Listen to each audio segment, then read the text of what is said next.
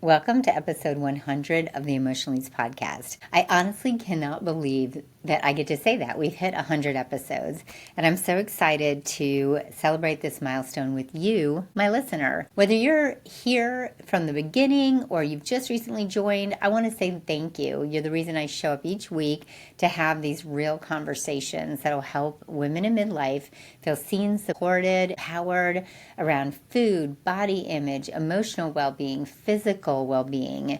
To make this episode really special, I asked my really good friend and fellow health coach, Melissa Slemp, to flip the script and interview me and put me in the hot seat. And we talk about the good, the bad, the ugly. We go deep into the behind the scenes of podcasting, what it really took to launch this show, the fears I had to overcome, the moments that made me proud, and what I've learned after 100 episodes. We also talk about why this show matters so much to midlife women, why long-form content is so powerful, and how experts and guests that I've had on have really helped shape my growth and helped you, and what's next for season 3. And yes, I'm sharing the details about the new Emotional Needs community where you can get deeper support, coaching, and connection with women just like you. This isn't just a celebration, it's a reflection, it's a thank you, and a sneak peek at what's coming next. So grab your coffee, grab your tea, get company, let's celebrate together. And if this show and this episode resonates with you, please share.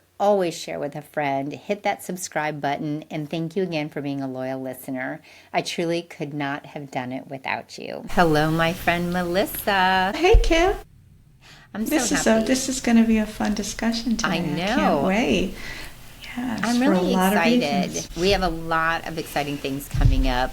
I am telling the listeners now that I asked you to interview me today because I am hitting my 100 episode mark today as everyone is listening to this episode.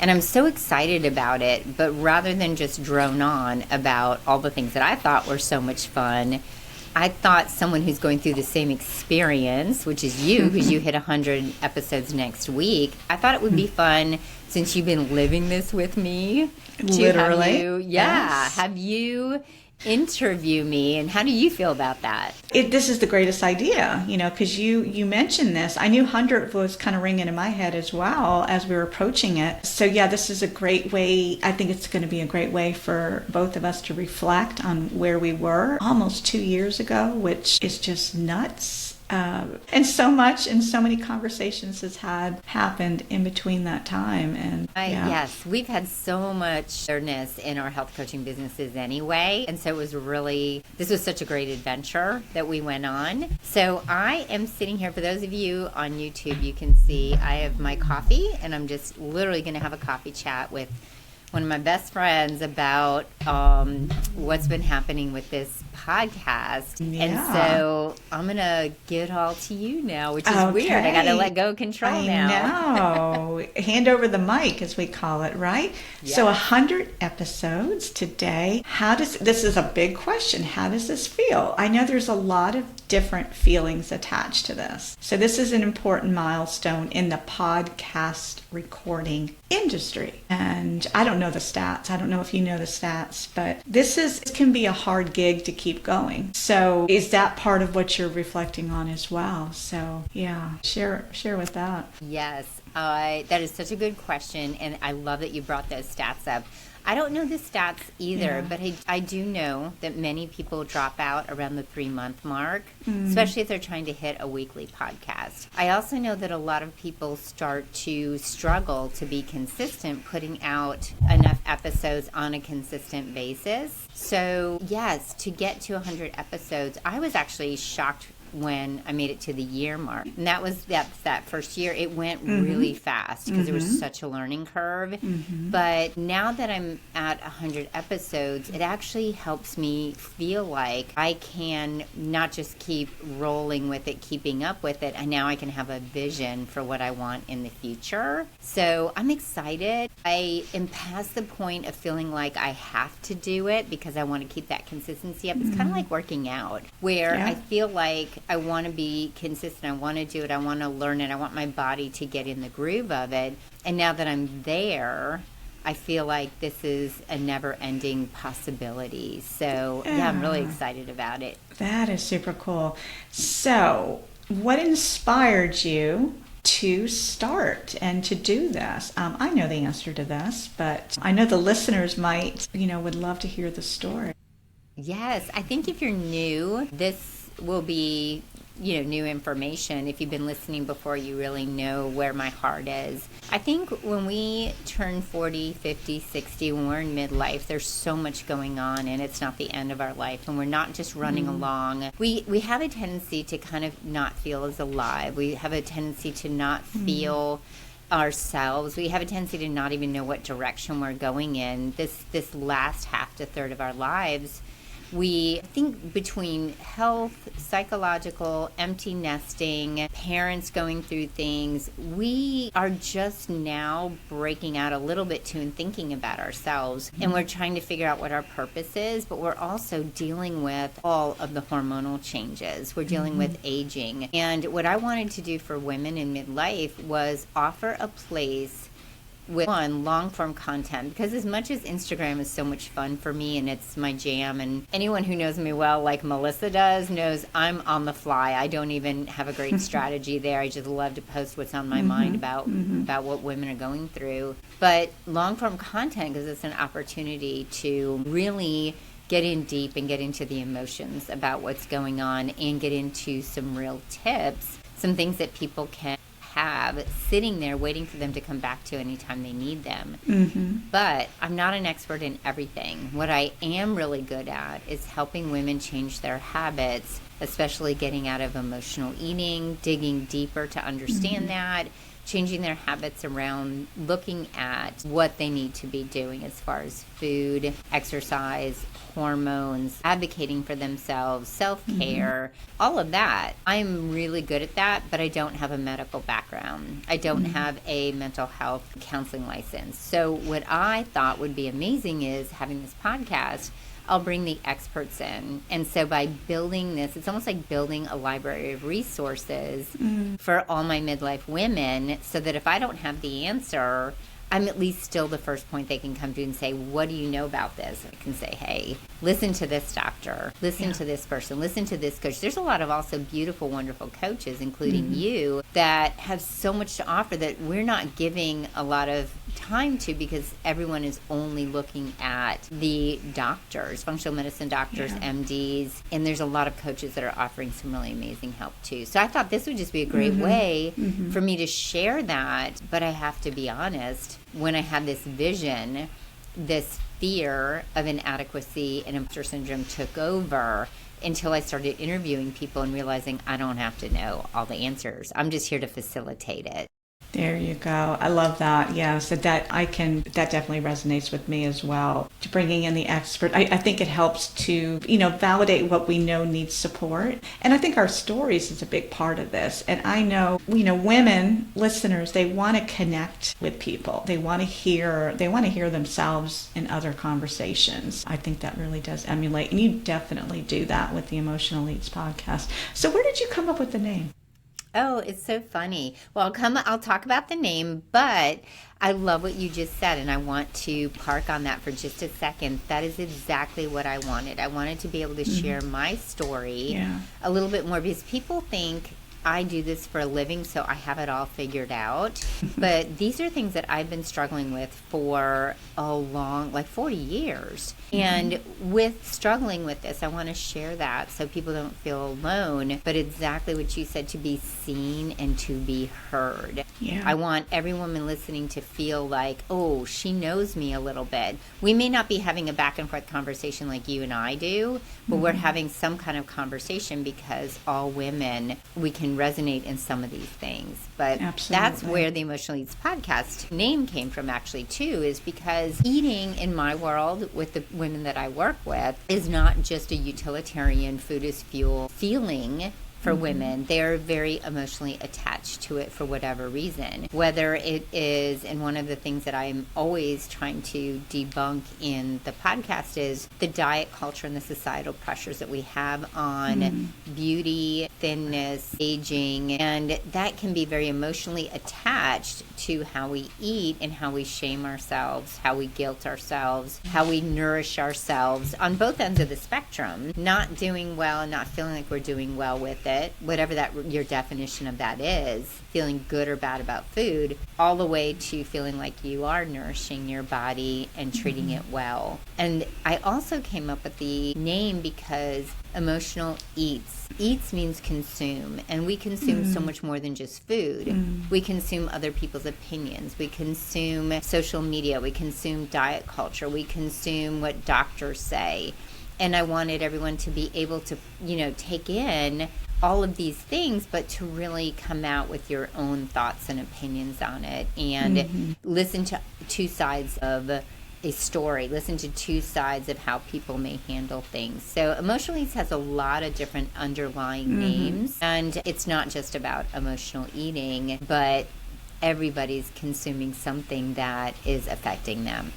Yeah, absolutely. So what are some of your proudest moments in these first 100 episodes? I guess proudest is an interesting word, isn't it? It and it can kind of point to different things, right? Well, it's interesting. I love that word, actually, because I don't often say that about myself. So to have you ask me that is really interesting, because I don't often say I'm proud of myself. Right. So, we don't, yes, do we? We don't do that. And as women, especially women over 40, I've noticed that a lot, that women don't take credit for the wins that they have. We've been brought up to think that we need to be humble and we need to be demure and we need to, focus on else. Right. So I'll tell you something really funny that you get, because you know me really well, that just before we even get to the guests and before we even get to the topics and to the questions, I'm very proud that I did this in the first place, because I'm a very risk-adverse person. I was brought up to think that there was a negative side to everything, and I was brought up where I'd have an idea, but somebody would always have the negated version of that. Like, well, what could go wrong, right? And I also didn't realize until we really got into social media how much I worry about what other people think. And that's something that as a personal journey I've really had to work on in order to allow myself to just post and share what I do. Because obviously we don't share what we do, and we do it, and we don't do it unapologetically. Who knows what we're doing? Who knows how we can help them? And as a coach, you have to let people know. But I also just have so many thoughts that I want people to think about with loving their bodies and loving themselves. So I'm proud of myself for just starting. And we'll get into who I'm going to thank for that. But that was the first thing. I'm proud of myself for sticking with it. But I'm really proud because I've evolved in this process. I've evolved in how I talk to people and ask questions. I feel like when we learn something, okay, I'm going to back up. I know that every time I learn something, I get worried of feeling embarrassed of not knowing how to do it well. So let's say I go to learn to snowboard, or the first time I was running, or the first time I did anything in front of people. I had this fear that I would look really silly. And something in my past probably made me feel that way, that again, that risk adverse. So doing this, that was part of it, is what are people going to think? And so I'm proud that I just kept plugging forward. But I'm also proud that I've gotten out of just asking questions and feeling like I have to be 100% prepared. And I'm so much more involved in the conversations over these 100 episodes. I am so involved in having the conversation and not just asking questions, that I feel like I'm getting more out. My listeners are getting more out. And I'm proud that we stuck with it this long. I know. Because if you are not sponsored or you are not getting a bunch of clients from your podcast, it is a labor of love. And so that's how I look at it, as until we really grow and this really catches on, like, it's always going to be a labor of love. It's where I get to express myself the most. So Yeah. And you mentioned something that struck a bell too with me is, we're doing it for a purpose. This is not, I heard a quote from a podcast coach one time that said, live it like a hobby, but treat it like a business. So, and you and I have both kind of walked through that journey as we continue, with our shows. But it is interesting to see, because your relationship with what we're doing and why we're doing it, it does evolve, when we're thinking about, really the purpose. We have to kind of, just like what you started explaining, your purpose, the need that you saw that needed to be filled, and how you uniquely could fit that need, and, to present the conversations online for people to tap into. It's that's the ultimate goal, right? Yeah. absolutely. And I think that's what drives it when there are nerves or anything is this is really for the women that we are speaking to and helping. So what about some behind the scenes moments? What's some challenges? Oh my goodness. Some things that have kind of made us feel even more human, right? You have something to share? We were talking about this morning when Melissa and I got on. We just trying to find lighting, trying to find the right place. The people in my office are working on the air conditioning duct system right now, so you may hear that. We both have dogs. My Wi-Fi at home doesn't necessarily always work. We're always trying to, first of all, deal with technical issues. And I started the easiest way, and the person that helped me start was because it really was the best way to start. We started on Zoom, and I would record the Zoom, and then I would just put it out through our editor on, all the platforms except YouTube. So that's one of the things that I was very nervous about and did not really get into is the YouTube side of things. And so I felt safer, I have to be honest. I felt safer because I knew that mine was always going to be audio. So even the audio was just going out on YouTube. But the behind the scenes, I will be really honest with anyone who decides to start a podcast. This is what's going to keep you from doing it. It's not getting guests. It's not recording solos. It's not being nervous about talking to people. It is literally the processing. If you don't have help processing, I talked about this actually at my year anniversary. If you don't have help processing, the show notes and the blog and all the little things, it's challenging. And that's the behind the scenes for me that I get bogged down in. I just want to talk to people. That's really all I want to do is I just want to talk to people. I don't want to get bogged down in all of that part of it. And I want to share the clips so people get excited about hearing it. The other behind the scenes part is this is an evolution for me. When we first started, I think I was reaching out to a lot of people. I got some people that I was really excited about in season 1 that I never thought would come on the podcast because I was such a tiny little podcast with 20, 30 episodes, and these people came on. Yeah. But now what's really interesting behind the scenes that we're both realizing is when you do get out there for a while, people start seeking you out. And it's a whole different challenge because as a people pleaser, I don't want to say no, but I'm so intentional right now with who I want to have on Emotional Eats. I'm very intentional because there's a lot of information out there on topics that we've covered more than once. So I think the behind the scenes, those are the things that are funny to me. Or I think it's funny, again, we were just talking about getting on screen and different people getting on screen and how they present themselves. And it's funny. Human beings are human beings, and I love that everybody's different. Everybody's different. Everybody's different. And just how people present their information. Everybody has a different feeling talking in front of other people. It's been fun. It's been really fun. But the behind the scenes is funny. That's the part. If I could also, oh my gosh, if I had been smart, I would have kept all my bloopers of the intros that I was trying to do. That is the worst part for me. Like, I can have a conversation with you, and this is easy, and I can have a conversation, we can talk. But when I go to record an intro, I have to do 5 takes sometimes because I cannot get it all out the way I want it to. It's almost conversation so easy And then when you have to do a scripted version of it, it's really challenging. Here's the other behind the scenes that you and I've talked about a lot. I am so working on the filler words, and I'm just being honest with the listeners. You listen to listen to the whole first season. And I've left a lot of that in there. That was just me learning. I didn't go in because it would have taken too much to take every single one of them out. But I've learned that this is something about Kim. I'll tell everybody about me. When I have filler words, it's because I have grown up feeling like I have to fill silence, feeling like I can't just sit. And I can't just take that moment to think about what I want to say. And that for some reason, this might be also a very underlying situation with the women I work with also, because we talk about different things where we grew up. And if there was silence, that perhaps we felt someone didn't like us, or we didn't have a lot to say, or we weren't intelligent. That's just a very human part of me that I'm working on not using those words.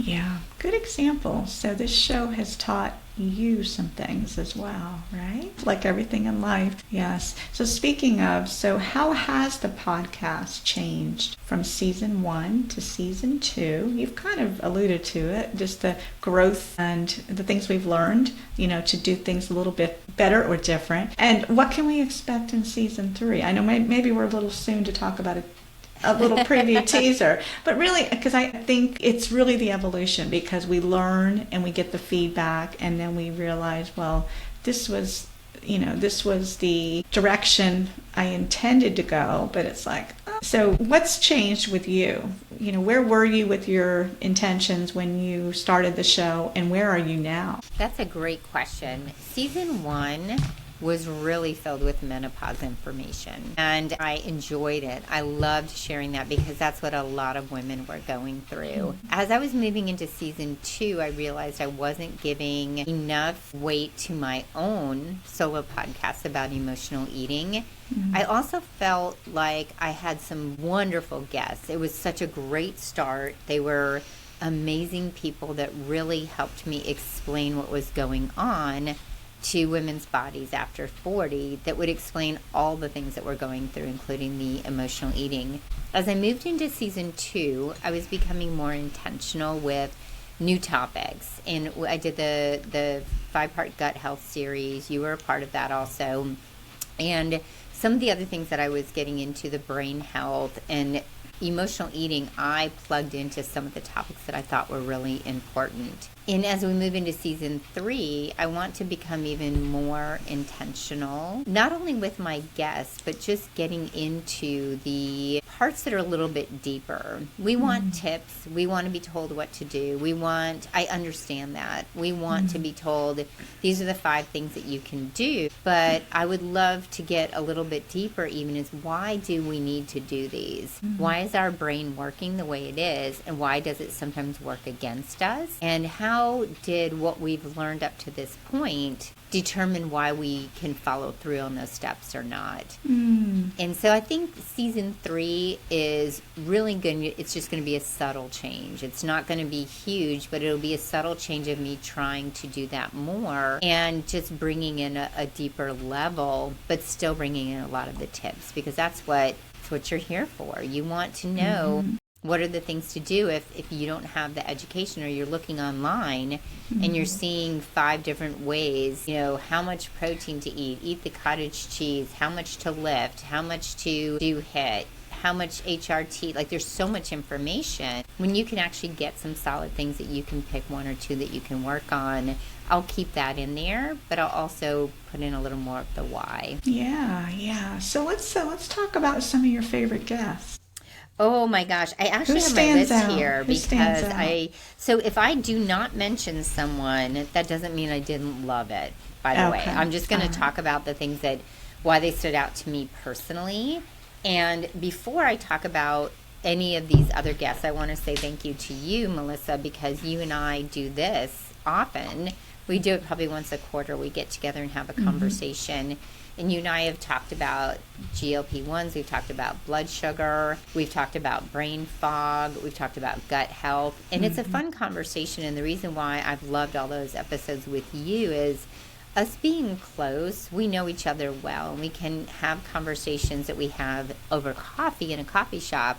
We can bring them to the podcast because not only are we dealing with them as women, but we are helping our clients with this. So those are some of my favorite episodes because I don't have any nerves getting on here. I just am like, this is my friend. I literally have a cup of coffee right now, having this conversation with you.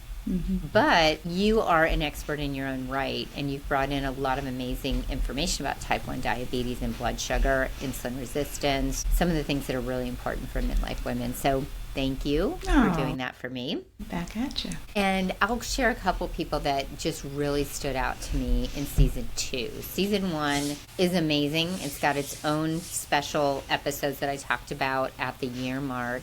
Dr. Romy was really amazing to me because she's a doctor. She talks a lot about, she helped me kind of dissect some emotional eating things, but she also talked about midlife women, menopause. But one of the things that she brought in that was so much fun is talking about comfort food and traditional food. Things that we grow up with, things that are truly comforting, and allowing those in sometimes. Because it's really hard to show up at Thanksgiving and every year you have this meal and you're trying to, I'm going to put in air quotes, eat clean all the time. And you're giving up not only the social, but the family, the nourishing part of your soul. And she really brought that in, that you can have it all. I also loved Edward Miller. He wrote this really cool book, Soul Transync, and we talked a lot about self-love and how important it is to have that self-love before we go out into the world and do all the things that we need to do, but also that we are love, you know, by nature, whether you are spiritually believing this through God or whatever way you believe it, we are love. And I thought that was a beautiful episode for women to understand because we're all beating ourselves up. We're looking at that body part. There's so much shame. There's so much guilt. We're not doing all the right things. And I thought that was really powerful. I think that Jared Hamilton was a really powerful part of my podcast because he talks about emotional eating on a much deeper level. And I'm excited because in season 3, there's somebody else that I'm going to bring back. And it's interesting having a man, after having so many female people talk about emotional eating, Jared really hits home on the things that we deep down really need. And that's why we reach for the food, the things that we truly, really need. And so I loved our conversation, and I love the way that he helps people desensitize themselves to the food that they're constantly reaching for. So he was really powerful. The Gut Health series, which included you with, I think, some of the most fun people, Kelly Schmidt, or Heather Finley, Laura Frontiera. That was such a fun episode. If any of you are listening and you go back and listen to that, Melissa and I were having our own issues. So this was a very personal, a lot of these episodes are personal to us because we've been going through it. We know some of you have been going through it. And menopause kicks off gut issues. It's one of the symptoms that is so weird that happens to us. That was fun. One that really stood out to me was Jenna Braddock. She's a registered dietitian. She's local. She's someone that we know. She also runs Women in Business at Colonial Church, and we both go to that. Jenna really talked about when you are looking at your health, really figuring out what your values are, really figuring out the mission through your values, your own personal values. And then we talked a lot about bringing our faith into not only our business, but into every aspect of our lives to help ourselves improve. And I thought that was really amazing. I have had Laura Heflin on more than once because she just speaks so well to women who are trying to be perfect in everything. She really brings in the self-love. She really brings in how to look at what we're doing and realizing we don't have to be top of the top in everything. My favorite phrase from her is, I'm striving for a B, not an A anymore. And I love that because we talk about in our businesses, Melissa, you and I have this conversation all the time. We just are trying to do everything and do it all perfectly. Well, nothing gets done, and we don't get out to the people that we really care about and want to share this with if we are constantly just trying to make it perfect before it leaves us. Yeah, absolutely. So she's really good with that. Huber, Dr. Jen Huber was just on too. She is so powerful in how we look at our bodies and look at aging. And if you have a chance to listen to that episode, listeners, she's really helps us understand how we put so much value on that scale. We put so much value in the size of our bodies. We put so much value in the exact things that are going inside of our bodies. We talked about the consuming. She had a beautiful episode, and a lot of women responded to that and let me know, hey, this is really helping me move forward in my thoughts about my body and taking care of myself. Food, instead of looking at it as self-improvement, it's self-love. It's self-care. And we are just constantly trying to lose weight. So something I didn't mention in this podcast is I started also really allowing a lot of people on that were talking about weight loss. I know that's the main goal. And that's not going away because I know that's the main goal, but I'm really explaining why weight loss alone that's not the main way to have the byproduct of weight loss. It's taking care of you and yourself and your relationship. Right. And I think there's a couple other episodes that are going to be right before this. Bob Grant has a great conversation with me about relationships, and I think all of them are amazing. Those are ones that just happen to stand out in this season, and I really get excited when I can listen to an episode again, because I can't listen to myself, people. I cannot listen to myself. I don't like listening to my voice, but if I get hooked into my own podcast, that's a good episode for me. Or if I pull a clip out and I'm like, whoa, that's so powerful.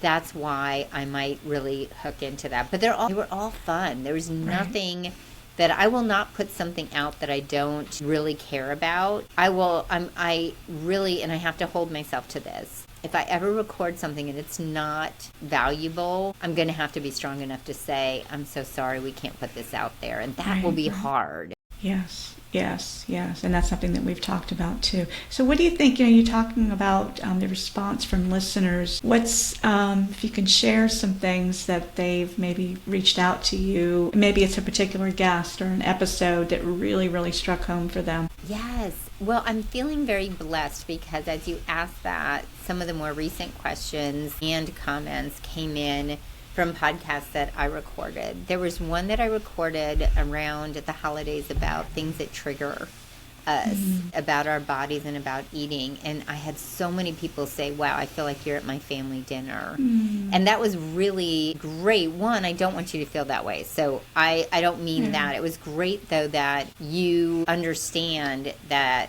whatever's happening around you, it is not you. Those triggers, if you can know that those are going to happen, and know that you don't have to play into them, that's really important. A lot of the stress eating podcasts, I'll get comments on saying, hey, I never looked at it that way. I just thought I didn't have willpower or discipline. I had great feedback on the gut health series because so many people were having constipation, diarrhea. They did not know what was going on. Doctors were sending them for colonoscopies. They were coming back clean, and they're saying everything's fine. Just take Miralax and Dulcolax. So that was a great series. I'm really glad I did that because I did not realize how many people. I just thought it was us because we talk about it all the time. Sure. And I do want to say, if you are listening to any of these podcasts and they do hit home like this, please write to me. When you talk to me, it makes me feel good about this is the content that you need, and I want to know that more, but also share it. Like, we share everything. So find that friend that you've been having this conversation with and share it with them. And I just want to say there was one other one that hit home too, is Functional Moms podcast. I forgot to mention them, but I love their episode and I love their energy. And they gave out some super practical tips for people who just can't find the time to work out. And I got a lot of responses on that. Wow, I never thought about just doing 10 minutes. I always think I need 45 minutes to work out. And the other one that I got a lot of response on was Sarah Sudheimer, who's actually my personal PT, talking about pelvic health. I got a lot of response on the first one she did in the last season. And then this one was about loosening up the pelvic floor for that gut health. So yeah, we've had some fun comments, and I just want to keep hearing from everyone, especially if there's a topic I haven't covered that you just really are curious about. Yeah, you're rehashing my own memory, because I listened to, I'm going to say I listened to probably 98% of yours. There's always every once in a while I just miss one, or I'd go back later and listen to them. Yeah, those are some great memories. There's some great shows that I learned quite a bit from too, and just grew closer to you too. I think that's another part, because I've learned a lot more about even somebody that I thought I knew when these conversations come up. And again, and I know that's your goal when you are, presenting these shows and these topics is for people to feel like they know you more. That's a good point. Yeah, I do. I want people to know that I am in your corner and I'm being vulnerable, because I do want you to know me and know that this is really truly from the heart. And the things that I used to hide in my life out of, because again, I was wired to think that some of the things were shameful. And I haven't even shared everything yet, but just some of the ways that caused me to choose food as my way of coping and soothing. In fact, that was one of the episodes that I just put out recently, episode 91. If you really want to know me, I went a lot further back into my past and got a little bit more specific about some of the things that I think caused me to find food as very doable as far as the source of coping with my life and some of the things that I was dealing with. And I listened to a podcast. I'm throwing this in here on just a side note that I really want to get into too. I listened to a podcast on dopamine, and it really was interesting to me how people who use food, we're told oftentimes that sugar is not addictive. We're told that food is not addictive. But this expert on substance abuse said it is, because we're really looking at dopamine receptors, the pleasure pain, the reward system. That's what we're looking at. And so we now are not going to have to discount people and make them feel bad when they really might have a propensity towards that. And it could be even something in their DNA. It could be how they were born. There could be so many reasons why. Yeah. Absolutely. Yes, great point. Let me flip and talk about some of the challenges. What have been some of the challenges? We talked about the setup and, how the shows flow and all of the work that goes into only recording, processing, getting it out there to the world. And, what have you learned from the challenges? And maybe what can you, obviously lessons, hopefully with lessons, we don't keep knocking our head against the wall. And how have you improved them based on what you've learned? That's really a good question. I am going back to some of the things that I said before. Improving, what I'm understanding is more about myself. I'm understanding the things that I struggle with. We talked about the filler words. I realized that I have to be extremely organized and tight with my day in order to get everything done. I also realized that I am getting more and more curious. There is something in me that always held back, again, for fear of whatever. Maybe I was afraid to ask a certain question, or I was almost clinical in the way that I would ask questions before. And like I said, I really want to open this up a little bit more. I want to feel comfortable with that curiosity. I want to feel comfortable with asking questions. And if they don't fly, doesn't work, we can edit them out. That's but true. Getting a little bit deeper, stopping people and not having such an agenda. I have an agenda because I want to share information, but I want to share what this person's strengths are and wherever the conversation goes. Yeah. And you and I talked about this. This is where I'm improving, is picking people that may not agree with me. This is where I'm going to be moving a little bit more, or picking people that are so different than me. I don't want just like-minded people in my sense. I want somebody that's going to resonate with women who are needing to hear certain information. Right. And it's interesting because some men do listen to the podcast also, and they'll give me some feedback.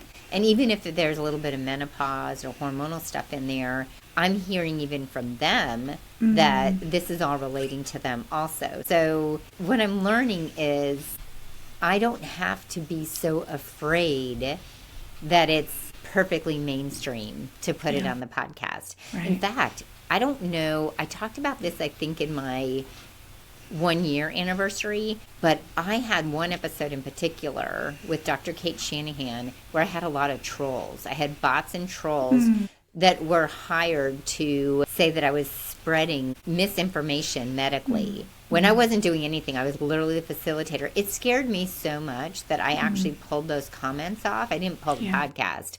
Yeah. But what I realized from that is all I am, is I'm a facilitator. And whether I believe or don't believe what was in the podcast is irrelevant. It's real information that people are asking about.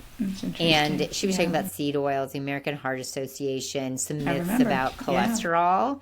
And that is a huge evolution for me now to say people might listen to the podcast and they may not agree or like that particular episode, but I've never ditched a podcast I love because there's one episode that isn't exactly what I want to hear. Right, right. And I think, you know, that's a good point, because even going into like you say, any show, any podcast that we think we know what's going to come out, but that's the whole point, is learning and to maybe challenge our thinking and our thoughts. Gosh, I've learned so much that I didn't really know was important. So it's an opportunity, and it can open up other doors for us as we're, whether it's health related or relationship related, or obviously our relationship with ourselves. Like in your case with the show, with emotional eating. Yeah, sometimes we got to strike a nerve, kind of touch it a little bit in order for, real results maybe to kind of be seen from that. For sure. Exactly. Yeah. And I think I'd like to learn how to challenge things too. If there's something we've heard and somebody brings up something different, not challenge it as if I disagree, but challenge it and have someone explain why they truly believe that. Yeah. And so I think that's important. But thank you for asking that question. Yeah, absolutely. So tell us about who's helped you along on this journey from the beginning and who continues to be your biggest supporters. I am so blessed. First of all, you have been, and I've thanked you already in this podcast, but I couldn't thank you enough for being on the journey. The fun part of this is you and I have paralleled so much in our businesses, and for you to start only a week after me was amazing. And I feel like I've just always had you to lean on and to talk about. And when people are in your world and they don't do something like this, it's very challenging to understand everything that's involved with it. And so I appreciate you, and it's just been fun. It's been fun that you and I have been able to not only do record it together. Yeah, but we've even changed our systems together. We've grown together through this process, and I'm actually proud of both of us. The other person one person I have to shout out from the very beginning is my friend Omar Cumberbatch. And I brought him up a couple times throughout the past 100 episodes. But Omar had a course on how to start a podcast, and he knew it was something that I wanted to do. And I felt so grateful that he kind of was pushing me in that direction. He's really good at that. He's pushing me in another direction now that I have not stepped out, but I stepped out in faith with him on this one. And I would look at other people. And it's funny, Melissa, because I think you'll know who this person is. It was somebody that used to be in a mentorship group with us who had her own podcast around the same things that I talk about. And I kept thinking, wow, how does she do that? Instead of thinking, if she can do it, I can do it. Yeah. And there's that curiosity again, right? Yes. And you know what's really funny is I was so in awe and I kept thinking I could never do that. And there's nothing wrong with her choosing to do this. We all go in different directions. But by the way, that podcast doesn't exist anymore. It's not going on anymore. It exists, but it was stopped for whatever reason. I may stop next year. Who knows? But it just made me believe when I look back at Omar having that faith in me that I could do this and helping me get up and running so quickly. And his course, if anybody ever wants to know about it, just make sure you DM me, email me, kimheinshealth@gmail.com. He made it so simple. He literally started us off on the most simple things. You don't have to have all the equipment. So if you're ever thinking about podcasting, you do not have to have all the things you need to have. You can start with Zoom. You don't have to have the most expensive mic. I don't even have the cute headphones that everybody puts over their hair. I don't have that.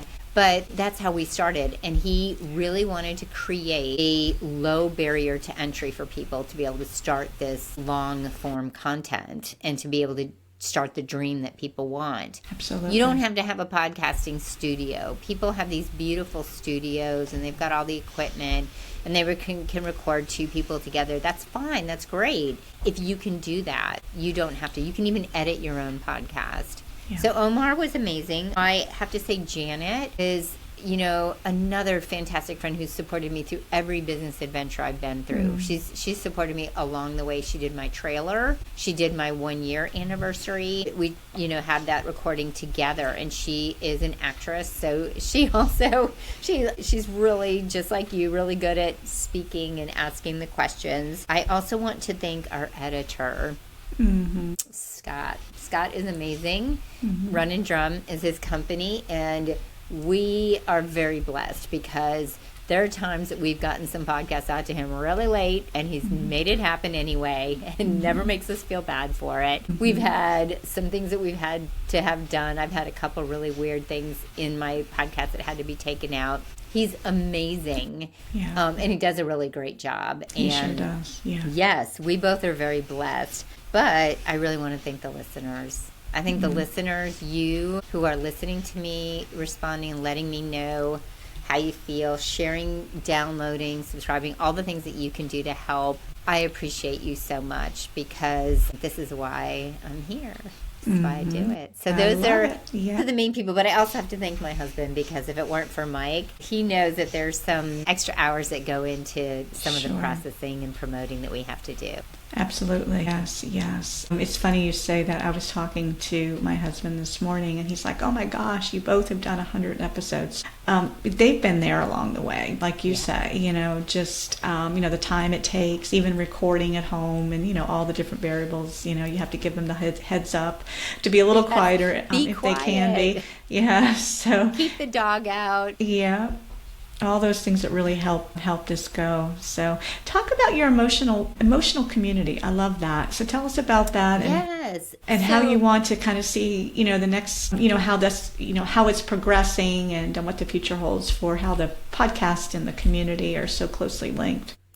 Thank you. Yes. So the next evolution in season 3 is also, I'm opening when this drops, they will have been open already, the Emotional Eats community, which is your opportunity to take this to a very personal level. So you've been listening to the podcast or certain episodes you like, you have more questions, you don't know how to apply it to your life. I am gathering midlife women in a community, and it's very easy to remember because it's the podcast name, Emotional Eats Community. And not only is there a community in there where you can interact with other people and interact with me, it's off of social media, it's very private, it's just between us, and we also are going to have weekly coaching calls so that these things that come up, what's really great is you can just make yourself a note, come on and talk about it, and everyone together can really explore these topics in a much deeper sense and go to the next step, because we can listen to I listen to podcasts all the time, by the way, and it doesn't mean I follow through and it doesn't mean I implement. I hear great tips. I mean, even things that we need for business and podcasting, But It's even a for my lot. health, I Yeah. write it all Yeah, it's down. a lot to take in, and action steps are hard to do. Action Yes. steps. And I want that for you women. I want you to have not only a space, a community, and coaching, but in an affordable way, and in a very accessible way. And I want to be accessible to you because through the podcast it's great, and I get all these comments and I get great information, but I'm not able to help every single person. So come on into the community. You can find that link in the show notes, and you can also find it online on DM. You can DM me, you can email me anytime. I can send you the link, and you can find out more about how it works. Very simple. Yeah. You just get a lot more of me. Yeah.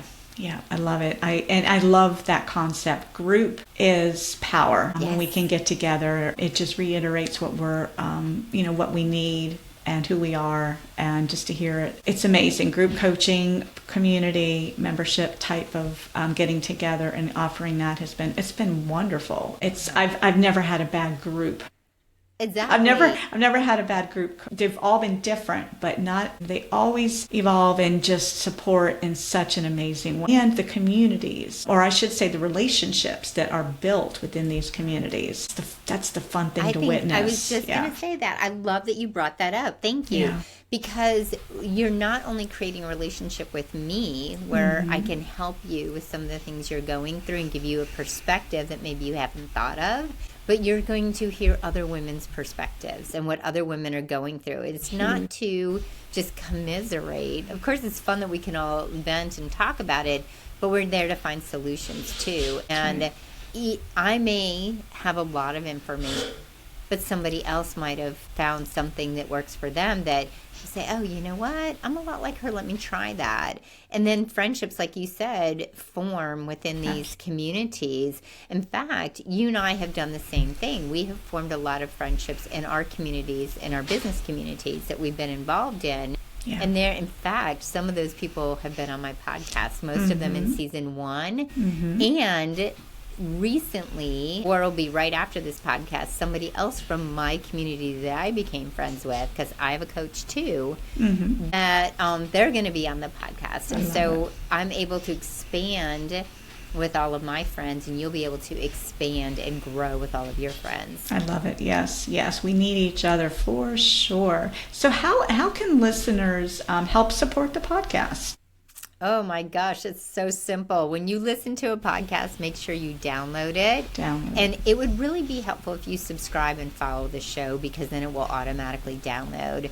Those downloads really help us so that it can reach more and more women. Yeah. The other thing that I think is really powerful is I love when people share episodes. When someone tells me, I sent this to my mom, I sent this to my friend, I sent this to my daughter, that's really powerful too, because if we can keep spreading really good information and we can keep spreading encouragement and uplifting to women, then I really think that it's just a trickle-down effect all the way through. Like, we all just help each other out. And one of the things that I think is also really helpful is just communicating. If there's topics I'm not hitting that are on your mind, just send me a DM, or again, send me an email at kimheinshealth@gmail.com, because I do this. I get sparked up. I get excited when I know it's something that women have asked me about in session or online or in group. Yes. These are the things that I want to get out to you.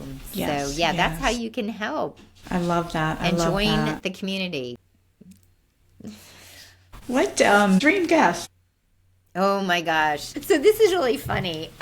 Who would that dream guest be? I would love to have like one dream guest. And it's funny, I sat down and I was thinking about this, and I could not come up with one. So I'm just going to share a couple. I have different categories. I am out of just talking about menopause, because everyone can go back to season 1. And actually, there's a recent episode with Dr. Prudence Hall that's also really good. But if I had to have another guest on about menopause, I think Mary Claire Haver is just fantastic. Oh, yeah. Everybody loves her, and she just communicates so well. You and I are really into building muscle at this point, and I think Dr. Gabrielle Lyons would be my dream person for that. Yeah. Hormones, Dr. Kelly Casperson would be my dream Absolute dream guest. I said dream client for one of those, but I meant guest. Yeah. So here's the funny thing. There are other categories that I want to dip into. I think self-worth. Jamie Lynn Kern is amazing. She talks about self-worth, and she's so powerful. And she did a podcast episode with Ed Milet that blew me away. And I think she's amazing. I would also, this is kind of a funny one. I have listened to the Mind Pump guys, 3 personal trainers, for years. Hilarious, but they have really good information, and they've never wavered on the things that we're hearing, and they have been saying it a lot longer than a lot of people have. Yeah. And they're just now talking more and more to women over 40 and to men over 40. I would love to interview any one of them because they probably realize this, but they were in the game being very consistent in talking about the way we build muscle. They were pulling in the right guests. They were talking about protein. They were talking about nourishing the body. Yeah. They were talking about real things like emotional eating. One of them really gets into that.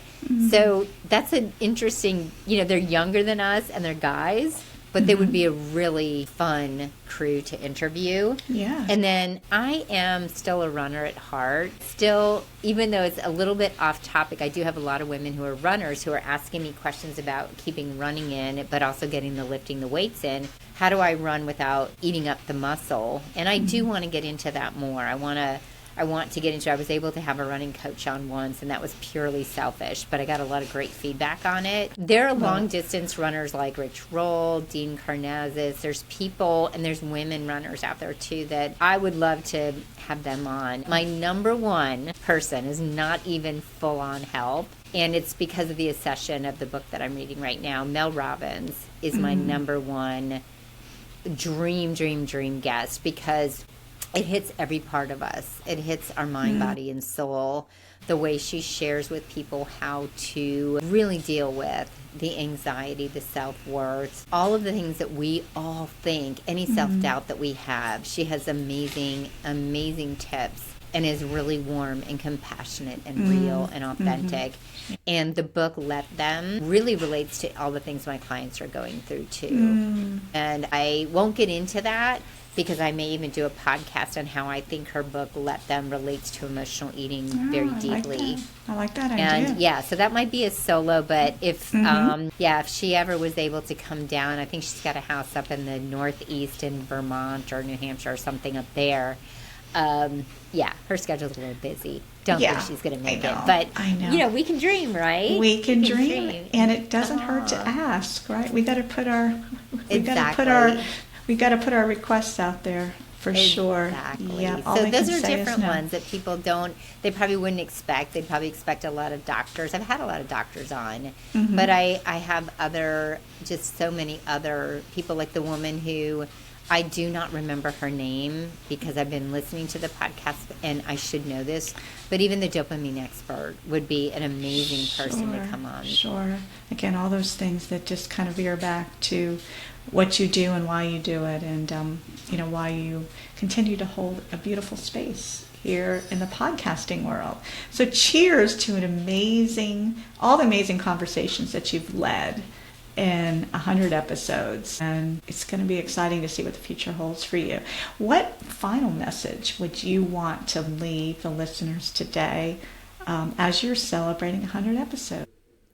Well, first, I just want to say thank you, Melissa. Thank you for not only doing this for me so that I didn't have to drone on by myself about my 100 episodes, but also just being just with me as a friend, as a health coach, as a podcaster through the entire journey that we've had helping women specifically over 40. And I also just want to leave the listeners with, you are so enough exactly the way you are. You're going to listen to a lot of information all the time, and we are just here as vehicles to share with you and to help you take the next step. But you are not flawed. You're not messed up. There's nothing wrong with you. We all have something we're dealing with, and that's what I'm hoping to convey in these episodes, that there's just all kinds of things that we can improve on. And the other message is to take one thing at a time, because